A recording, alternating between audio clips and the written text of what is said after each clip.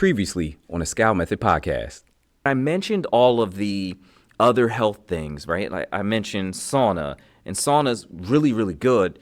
There's the wet or dry sauna. The thing is, like all of these others, for instance, sauna causes a biological response, right? Like it causes you to sweat, causes you to release these heat shock proteins, things like that, right? And it's simply done by warming up your core body temperature.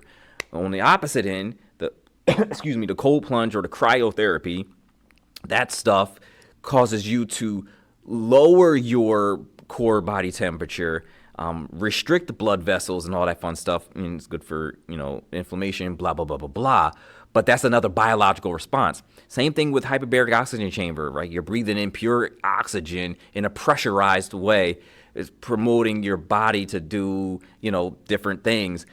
All these biological responses, though, right? Now, granted, red light therapy it also causes some biological responses, but it starts it at the cellular level, and that's what separates it from the other modalities here.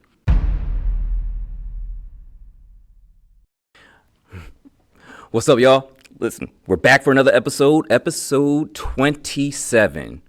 I'm just going to drop off 5 tips that will help you along your wellness journey, okay? So these are, I'm trying to avoid saying top 5. I'm be honest with you, right? So because they're not my top, right? But they are some really good tips that you could take with you to use along your wellness way, right? Now, mind you, episode 26, episode before, we talked about red light therapy and how it's pretty much my new jam. It's a lot of other people's new jam too. There's a lot of research. There's a lot of studies behind it. There's a lot of information behind it that people typically just don't seem to know about at all. So I dropped that off to y'all so that you have an understanding of how good red light therapy really is, right? But again, go back to that episode, watch that. We're 26 episodes in officially. This is the 27th one. So there's a lot of information out there for you to improve upon whatever you want to improve upon concerning your wellness, right? Your mind, your heart, your body, or your soul, right? But let's get to this episode 27, 5 wellness tips that's going to help you along your way. What's going on, everybody? Hope you're doing well out there. I'm Coach Evan. This is Say Cheese and Lift Studio, and you're listening to the Scout Method podcast, your one-stop shop for not only physical fitness, but mental fitness, emotional fitness, and spiritual fitness. All right, let's do it. Y'all ready? I'm ready. Let's go.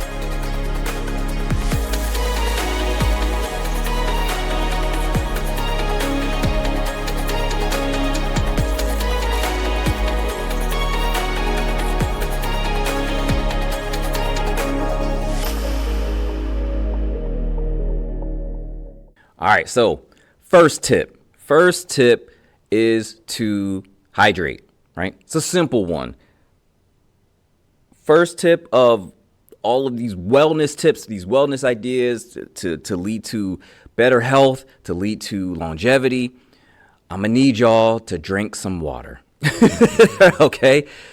And plenty of it, right? So initially, the guidelines was like 6 to 8 cups a day, and that was totally lacking, right? So then they recently adjusted it to being 11 cups for females and 15 cups for men, which kind of turns out to being sort of close to a gallon of water a day, right? So that could work. And, there's other guidelines that are in place that say like, hey, look, drink half of your body weight in ounces.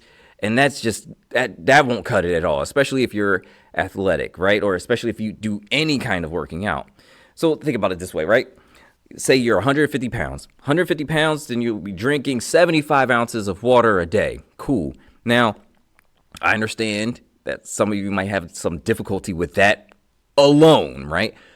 But if you're active on top of that, and you're going to need quite a bit more. So they had a different portion of these guidelines that would say that you should drink another 12 ounces of water per half hour of exercising that you do, right? So let's just take the 150-pound person. They're supposed to drink 75 ounces of water. Now they work out for, say, an hour. That's an additional 24 ounces. You're still not getting anywhere near what you should actually drink and what you're potentially losing in sweat anyway, right? So I typically say, generally speaking, right? Again, we're generally speaking here. For males who are active, your starting point is a gallon a day, okay? For females who are active, your starting point is 90 ounces a day, okay? And then you adjust from there, okay? Now, why do you want to hydrate, right? There are obvious reasons, because dehydration sucks. That's the most obvious one. But outside of that, you got to stay hydrated because you want to help your body transport nutrients and waste, all the oxygen, all the good stuff, all the bad stuff. You need that free flow system to be able to operate, to manage, right? So like, let's just stick with oxygen and nutrient transport. You want to drink enough water. You want to get enough water in your system. You want to be able to get the nutrients to where they need to be through your blood, right? You also want to allow yourself to be able to transport oxygen to where it needs to go. That's the pathway in which all of this stuff goes. At the same time, you want to be able to get all of the waste out, right? And especially if you do one of those other health items in the sauna. The number one thing you go in the sauna for, well, not the number one thing. I go in there for a whole bunch of different reasons, but typically the number one reason you go in there is to sweat. Well, you're going to need a lot of water for that because you can sweat up a lot in one of those things that it's like 168 degrees, right? So you want to stay hydrated. You want to be like more than adequately hydrated, right? Now, there's another little wrinkle in this. You want to add like a certain amount of hydration or a certain amount, a couple ounces of water or whatever, however you want to look at it. But you want to be hydrated, especially if you're doing any supplementation, right? If you're doing, or if you drink a protein shake, right? If you're getting any creatine in your system, if you're doing like any kind of supplement, you are going to want to increase your water intake. Now, I'm going to take there's a little tangent here, right? Because I know I can hear certain people in my head already. Evan, I don't like drinking water. And to that, honestly, I got to say, you got to suck it up. You got to suck it up. Because it's just like, yeah, okay, yeah, sure. You could drink coffee, you could drink tea, but you know how many cups of coffee that is? You know how many, a gallon of coffee a day? That's not going to work. Just that's not going to work. A gallon of tea a day?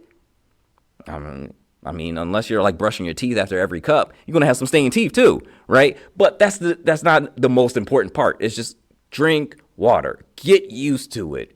Discipline if you need it, but get some water in your system, in your body, right? Again, it's good for the nutrient transport. It's good for joint health, right? It keeps your joints lubricated, right? It's good for your skin. There's so many different things. And it's one of the most basic things you can do, especially if you're trying to lose weight. I can't tell you how many people I've run into or how many people I've coached at one point in time that had this weight loss goal and drank maybe 1 cup of water a day. It doesn't make any sense, right? Help your body out here, right? And you'll find that those changes come rather quickly. But let me just go back a little bit more. I want to shade in a little bit more this idea of the supplementation, but like especially with the protein shakes, right?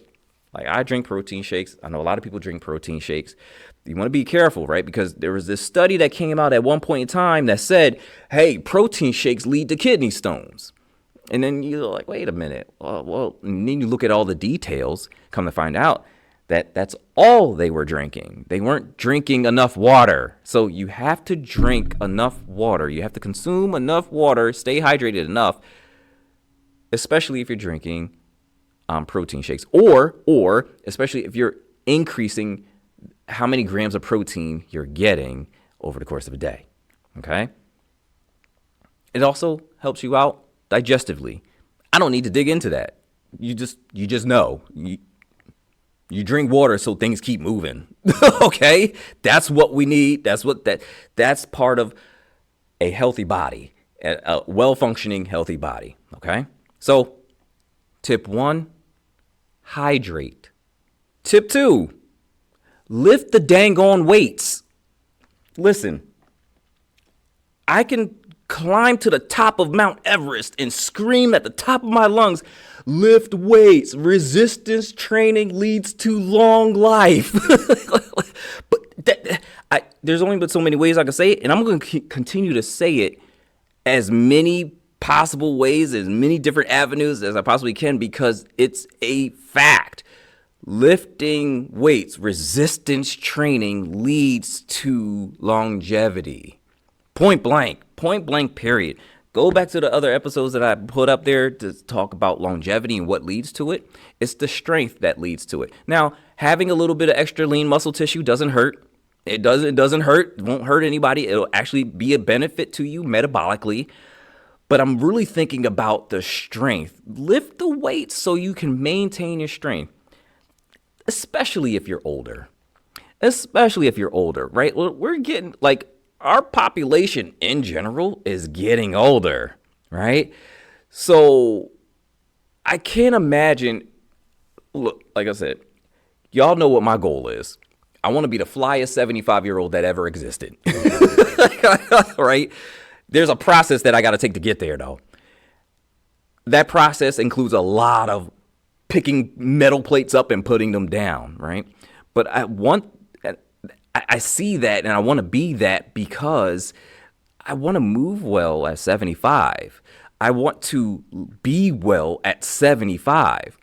A large part of being well, a large part of longevity is strength. And remember what strength is. So, go back to my wellness episode or whatever, but it's just like strength is simply your ability to activate your nervous system to move something, whether it be yourself or something, a weight, whatever it may be.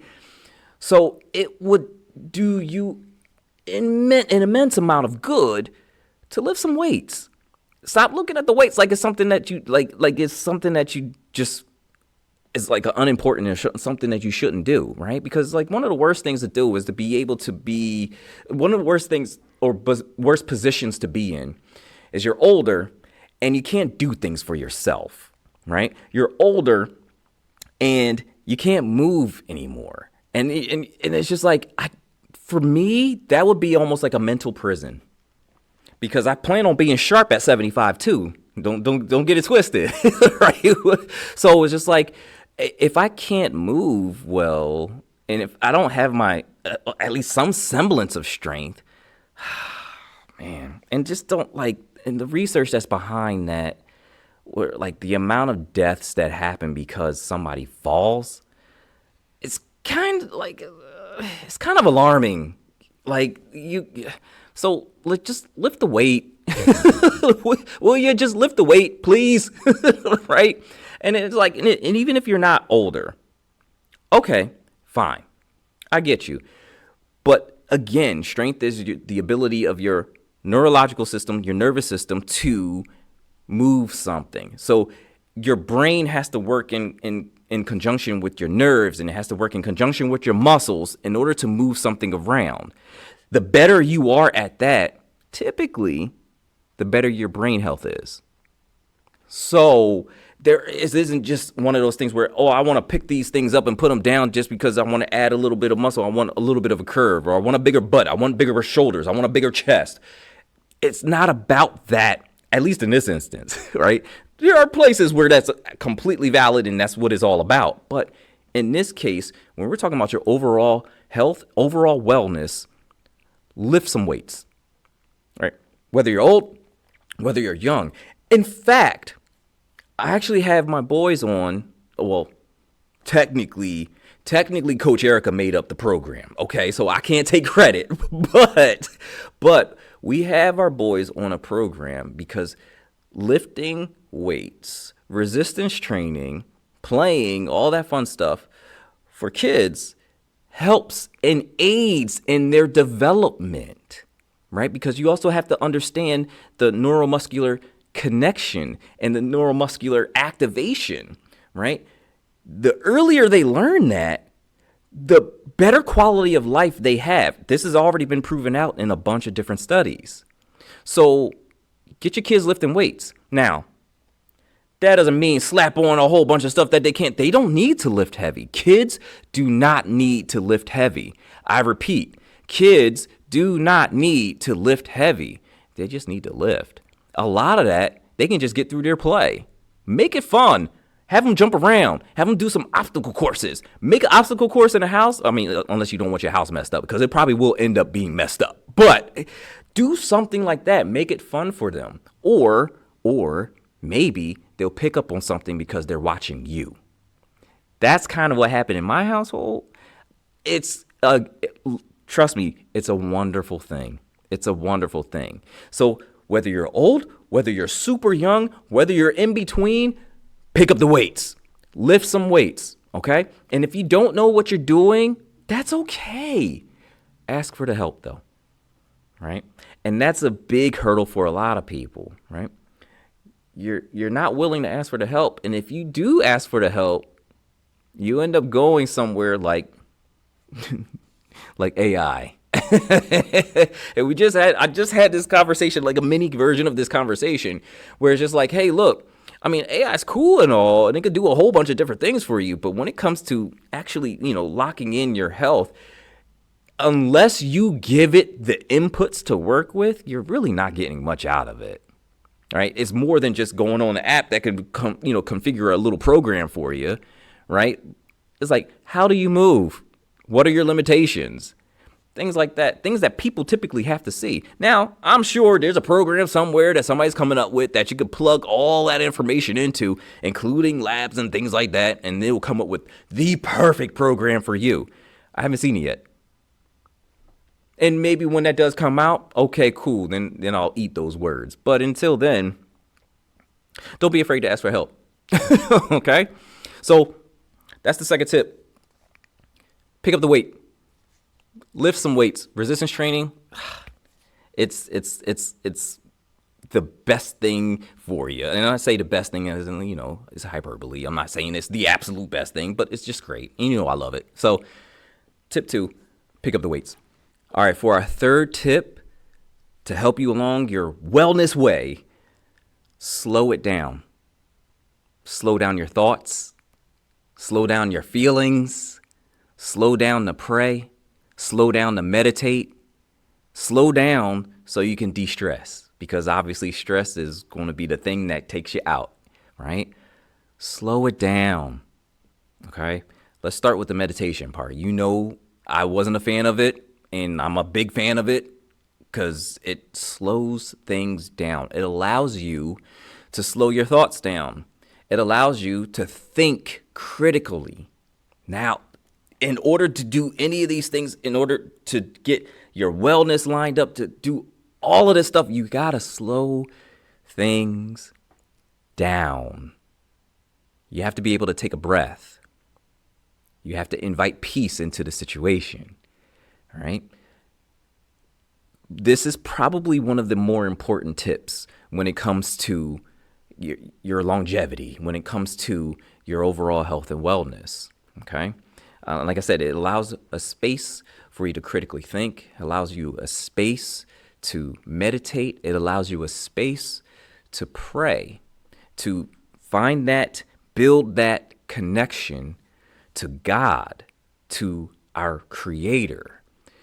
That's also very important. And listen, there's a study for everything apparently, but there are studies that show people who have that spiritual connection, all right? And they didn't really specify what religion or anything like that, and I'm not going to do it here. because y'all know where I'm coming from. But the people who have that religious connection typically have more peaceful, less stressful lives. And that turns into better health outcomes. All things being equal, let's just say we took out exercise and we took out nutrition, but you had a robust prayer life, you might not be that bad. Now, I don't know if there's any studies that actually, define that in and of itself per se, but there's power in that. There's power in slowing things down. And I urge you to just try and slow some things down. I know a lot of you lead some pretty hectic lives, right? Plot, plan, strategize ways to pause, right? Super important.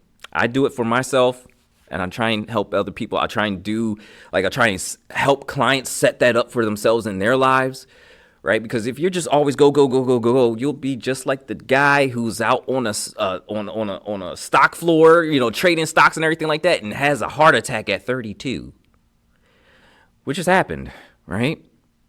Too much stress is going to be a bother. Too much stress is going to lead to some pretty bad health outcomes. Okay, so I can't overstate the importance of the meditation, the prayer, the critical thinking. These all things are part of the Scout method here, right? But in order to do any of this stuff, you got to slow it down. You got to take a moment. Take a moment, even if it's a moment from the spiritual side, to thank God for what's in front of you. To thank God for you being here today, right? Take that moment. Take the moment. Sometimes I'll even take the moment in the middle of a workout. I'm just like, oof. Because I understand and I know there's a lot of people that can't do what I can do. And what I enjoy every single day, there's people that can only dream about it. And that weighs on me sometimes. And I just got to sit there and pause and say thank you. It will help you along your way just to pause, because if you haven't noticed, in there is gratitude. In order to truly get to that point of gratitude, you got to slow it down, right? Pausing, slowing it down a little bit opens up the doors for a lot of these positive outcomes, right? Let's even just talk on the emotional side. We already know you have to be slow to anger. There's going to be things that pop up in life in which you're going to have to slow it down, right? There are things out there right now that are actively trying to get you to make the impulsive decision. You're going to cuss this person out. You're going to steal from that person. You're going to bring that person down so that you can be elevated. Those are natural, immediate, impulsive decisions that we all would be inclined to make. No one's immune to it. Slow it down. Slow it down. Take a breath. Let some of that anger wash away a little bit. You know what I mean? Let some of that fear dissipate a little bit. Start to think critically about this stuff, right? Because remember, your emotions are trained by what? Your thinking. Think about these things critically. Again, break it down, strategize, plot, plan. Because let's think about it this way. I do that often, and I strategize, I plot, I plan to do good things, right? I fully understand there's people out there that slow it down, plot and plan to do bad things. So the number one way you can fight that, you got to slow it down, get yourself ready, get others ready if you need to, and do some good. So and again, it leads to your overall wellness, your overall longevity, because you know how good it feels to do something good for somebody else. It feels great. It feels great. And that leads to some better health outcomes for you as well. So that's the third tip. Slow it down. It probably is the most important one for right now, right? Because we can all do with a little bit of that, right? Especially me with this crazy schedule. I need to take moments where I'm just like, whew, okay, breathe, chill. Okay, what's the next move? Or I need moments where I need to, okay, all right. You know what?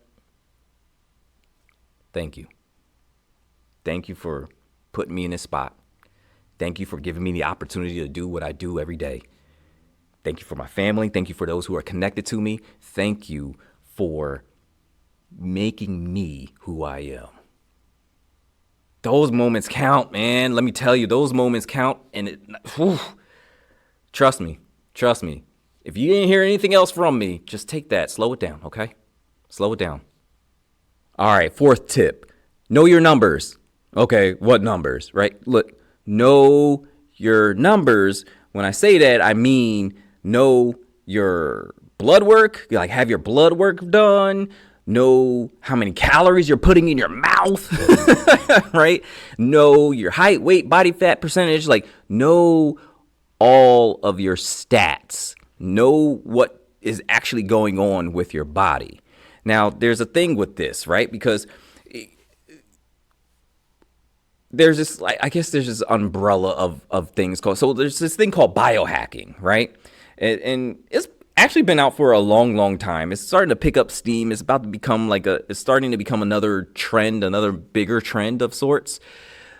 But biohacking is basically doing a whole bunch of different things, different techniques, maybe supplementation, maybe medication, and some of them are pretty extreme. Others are, normal. Other health items like, sauna, cryotherapy, and all that fun stuff. And the aim is basically to improve your health, but it's basically the individual taking control of their health themselves, right? Which honestly is a great thing. It's a wonderful thing. But the thing is, a lot of people will start this process of biohacking, right? But they don't know where they stand, right? So, for instance, you'll have somebody who maybe will start, taking creatine. And maybe they'll start taking maybe 10, 15 grams a day creatine. But they have no idea what their numbers, their creatinine levels, or their C-statin levels, or anything like that. They don't have any idea of their actual liver function. They have no idea of any of their, because they haven't had any of these tests done. They didn't have any of their labs done. So, and I mean, you can see that for other examples. There's people who will take the newest, hottest supplement, but have no idea if it actually would help them out or not. A lot of times what happens is people will go through and they will say like, hey, they have a friend or something like that. Yo, I started taking fill in the blank. And I was like, well, what are you taking that for? Because it helps with this, and this. And then that person starts to go do that particular supplement or take that particular supplement, and they didn't even need it, or they might not even need it but they don't know because they don't have labs. Right? So it's just like it's almost like the person who's taking, I'm going to take vitamin D, even though you have elevated vitamin D, right? Or I'm going to take vitamin B. I'm going to take these vitamin B capsules and pills and things like that because I need the energy. And then you come to find out that you have too much vitamin B, which you can have too much vitamin B. So it's just like you have too much of any of this stuff. But it's like you start to take it, but you don't really know where you're starting from, so you don't really know if you need to take it, right? So that's why it's important in this health and wellness journey along your way to get labs done. Maybe at one point in time, you want to track your macros or track your calories, track your food. Figure out what you're actually putting in your mouth, right? Like, and I mean, and that's not even just from a calorie perspective or a grams of protein, carbs, and fats perspective is also what ingredients are you putting in your mouth? What chemicals are you putting in your mouth? What chemicals are in your food that you're ingesting, right? You need to know these things. Know your stats. Know your stats. Know what's going on. Know what you're doing to your body, right? Now, so I spoke about how good this biohacking thing is and like how beneficial it could be. Part of the biohacking idea is these like fitness wearables and little devices and things like that. Like for me, I and this is not a promotion or anything like that. I just like the product. I swear up and down by Whoop. Right? It's another fitness tracker. It's like Fitbit used to be back in the day, right? Now there's an Apple Watch, the Samsung Watch, the Garmin has a watch, everybody has a watch, right? But Oura Ring, that's actually a pretty good one too. I decided with Whoop just because the weightlifting aspect, like that auto tracking of the weightlifting is top notch, right? And plus, I can't lift with a ring, so. All that aside, that was a little bit of a tangent, but it was like that falls under the whole biohacking idea, right? And it gives you a rundown of stats of everything: your sleep, your recovery, how much you're straining, your heart rate, your blood oxygenation level. Like it's it's all there. It's all there. So there's now, granted, you want to do all this stuff in balance, right? But you also want to do this in conjunction with what your goals are. So, for instance, if your goal is to lose weight, then the things you gotta have to pick the stats and the things that are going to be kind of required to lose the weight, right? So you would probably have to track calories, right? Just at least initially, right? Doesn't mean you have to stay there forever, but it's kind of a good thing to see exactly what you're eating and what your foundation is, right? Same thing with the physiological metrics like the height, weight, body fat percentage. Yeah, it's not a bad thing to go on an InBody. It would be an interesting thing. Well, not interesting thing. I guess it could be a detrimental thing if you're doing every single day.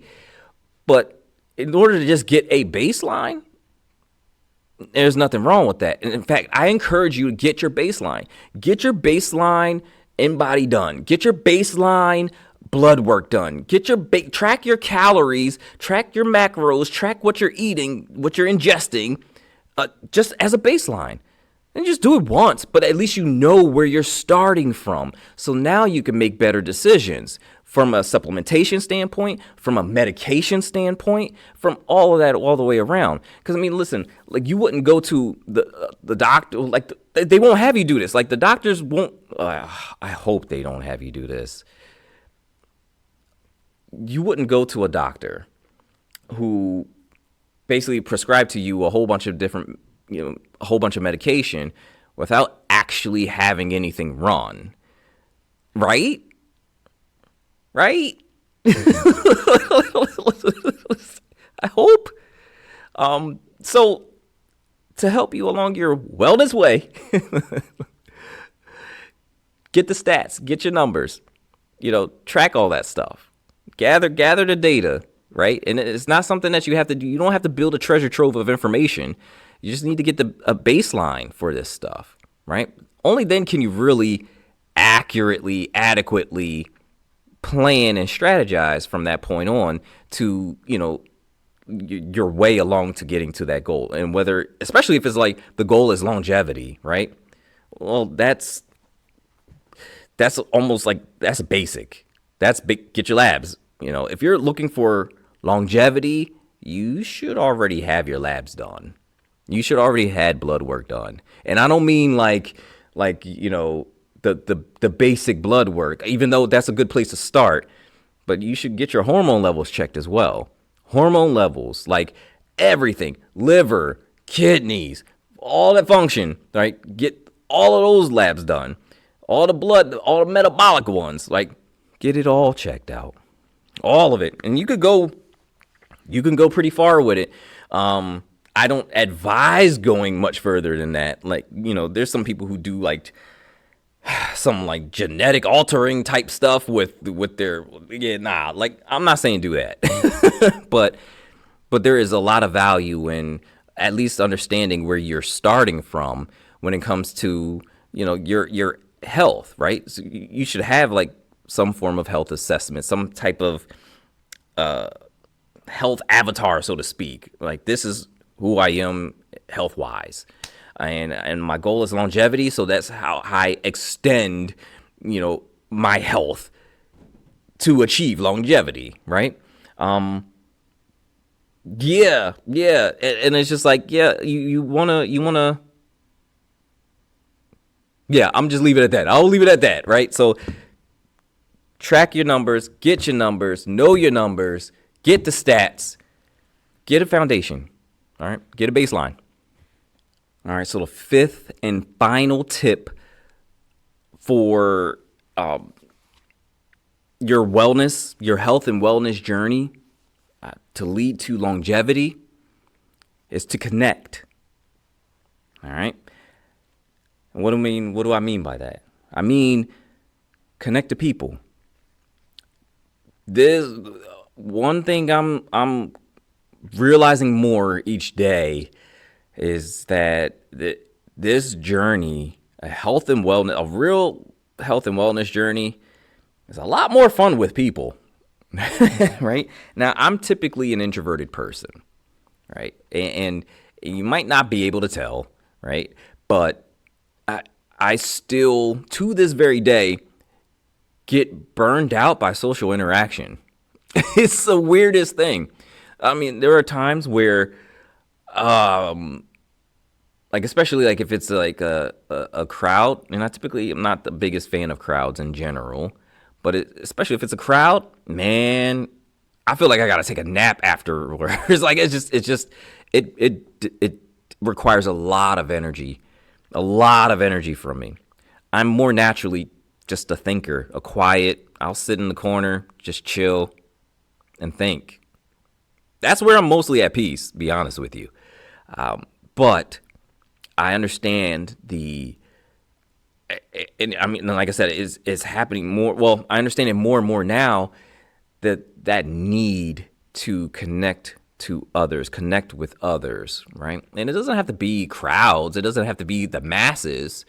It could be just a single person. It could be, your family. It could be your spouse. It could be your kids or kid, right? But there's that need that's in us all to be around one another, right? That is a pretty unique but beneficial tip here, I think, because, a lot of the people that I see succeed in all of their health and wellness, goals, they're usually with someone. And I don't mean relationship wise. They're usually they have somebody in their corner, backing them up, and I think that's also a benefit of having a really decent coach, because they're that person. They're that person for you, where it's just they kind of fulfill that need to connect, but they're also that guide, right? It's pretty important. It's pretty important. And it's something that I've kind of changed my stance on over time. Cause I'm a lone dog for the most part. But I do see, it's hard not to notice the amount of successful people in their health and wellness journey and how many people they have around them over the course of that journey, right? And I find that a lot of the people who don't have anyone in their corner, I kind of see them floundering a little bit, right?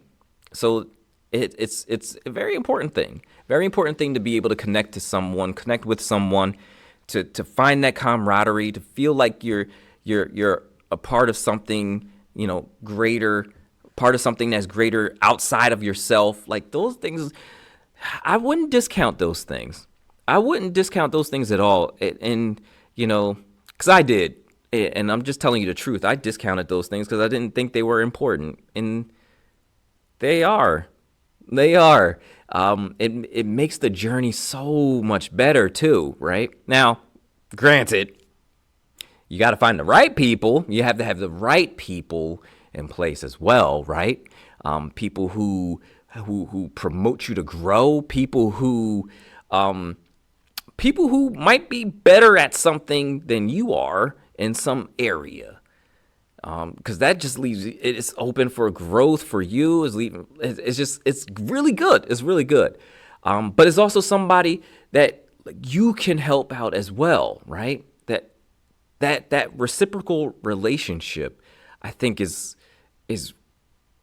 almost critical to success in your health and wellness journey, right? Because I think there's this thought that health and wellness is like a solo gig. And maybe it's not so much, right? Now, I'm still kind of working through that a little bit because naturally I will rather be alone, right? Like that doesn't bother me, I guess, right? But I am starting to understand the benefits there are that are to be had, right? Like by connecting to people and learning about their stories, learning about their lives, and trying to find a way to help them, all the while they're helping you, right? There's something really good about that reciprocal relationship, right? So again, it's, not just connect with anybody, but connect with the right people too, right? And sometimes you don't know. Sometimes it's a little bit of trial and error. And that's okay. We all got to go through that. But when you have people who are in your corner, you don't turn your back on them, right? And even if you're like, for all my introverted folk, like I feel you, I get it. That's a lot of pressure to be to connect with somebody, especially when you naturally don't do that, right? But I'll urge you to try it because it could lead to some significant growth for you. It did for me. So yeah, that's the fifth and final tip I have for you as of right now for your health and wellness journey leading to longevity. Okay. And that's all 5. So we're going to recap them here, right? Number 1, you want to hydrate, right? Get that water in. Number 2, you want to lift some weights. And I was pretty adamant about that. So I'm going to lift some weights. Lift some weights. Okay. Lift some weights, right? Number 3, number 3 is probably, like I said, the most important one. You want to slow it down. Slow down your thoughts. Slow down, pause to de-stress. Take a moment to not act based on feeling or impulsively, right? You want to take a breath to show some gratitude. You want to slow things down, okay? And like I said, that's probably the most important one, right? Next one, you want to know your numbers, track the stats, gather the data, know where you stand so that you can plot and plan accurately, where you're going.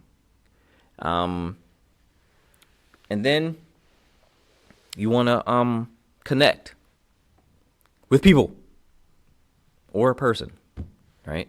And make sure that person is good, right? I'll just cover it up and say, good. Make sure that person is good, right? You don't want to connect with jokers. You don't want to connect with losers, right? You want to connect with people who are doing good things out there, right?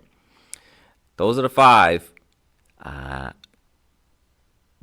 We'll keep it moving from there, all right? But do yourself some good. Take on those 5. Let me know how you do. Let me know where you get to.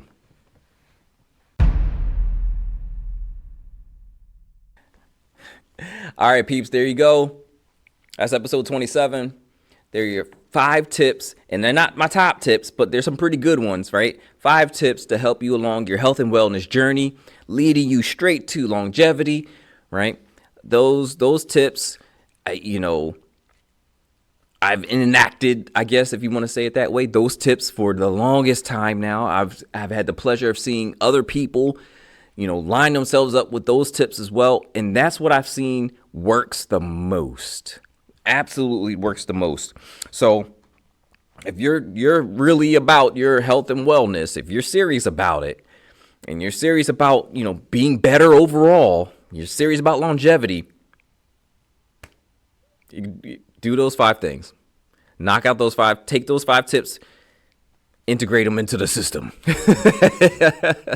Download it to the mainframe. That's some nerd stuff. But anyway, listen, I'm going to get out of your hair, okay? We're having a fun ride here. We're going to keep it going, all right? But in the meantime, I'm Coach Evan. This is Say Cheese and Lift Studio, and you just got finished listening to the Scout Method Podcast, your one-stop shop for not only physical fitness, but mental fitness, emotional fitness, and spiritual fitness. Good stuff. Good stuff. Y'all take care. We'll see you on the next one.